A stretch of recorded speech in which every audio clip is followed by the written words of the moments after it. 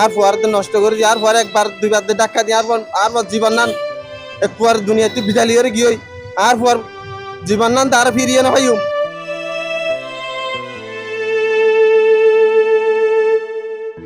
প্রায় সময় social media দেখা যায় কিছু বড় লোকের ফল কার লয়ের শহরত দুমদাম করে গাড়ি চালাইতে, আবার কিছু আছে হেলমেট ছাড়া মোটরসাইকেল লয়ের নাট্য করতে দেখা যায়। বিশেষ করে ঈদের ছুটির সহ যেতে ফাঁকা থাকে এতে তারা দৌড়াতে বাড়ি যাগই।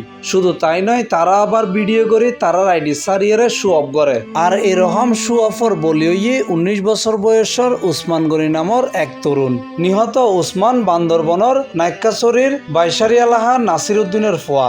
আমার একটা ছেলে আমি খুব কষ্ট করে পালছি, আমার ছেলে আমি খুব কষ্ট করে আদরের ছেলে, আমার ছেলে খারের নিচে আমার 3টা বেশি আছে, না হার পানি না হার ভাত সব পয়সা ছিল। আমি আজ টানা গালো দিছি না, আমার শরীর জ্বলি গেছে আমার বাচ্চার জন্য। আমি উস্তির মতো দেশের এলাকাবাসীর জনগণের আমি বিচার গান দিই, আর বিচার গান সুস্থভাবে বিচার গান দিবেন।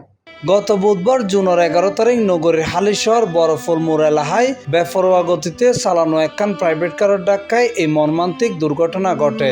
এই ঘটনায় পুলিশ প্রাইভেট কার গান জব্দ ও চালকরে আটক করছে।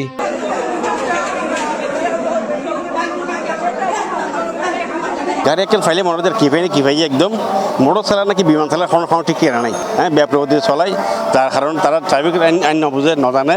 হ্যাঁ রাস্তার মধ্যে গাড়ি চলাইলে মনে দিয়ে এনকে ট্রাইন রোড চলাই না কি চলায় ফটো চলে এইসব নাই।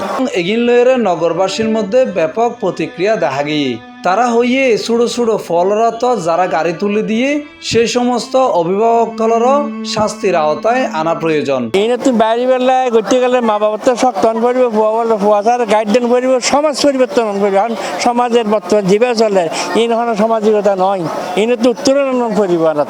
অভিভাবকদের উচিত এই ইয়াং বয়সে matric pass, intermediate pass, 8 pass থেকে মোটরসাইকেল না দেওয়া, আর সরকারও এটা রুল করা উচিত। ফ্যামিলি যদি ছেলেদের প্রতি নজর রাখে তাহলে ছেলেরা ধীরে ধীরে সব গাড়ি চালানো বন্ধ করে দেবে।